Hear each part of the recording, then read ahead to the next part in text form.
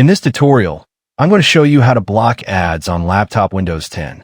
First, let's open the Windows 10 settings. To do that, head down to the Start button at the bottom left corner, and then click on the gear icon to open Settings. Once Settings is open, click on the System.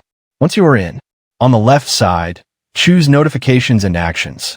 Here, turn off Get Notifications from Apps and Other Senders. Then, scroll down and disable Get Tips, Tricks, and Suggestions as you use Windows. Now, go back to the Settings homepage. Once there, click on Personalization. Once you are in, and then choose Lock Screen from the left menu.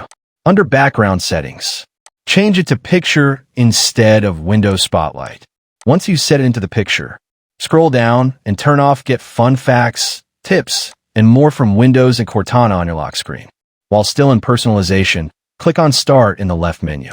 Scroll down and turn off Show Suggestions occasionally in Start. And that's it. You've now disabled ads, tips, and pop-ups in Windows 10.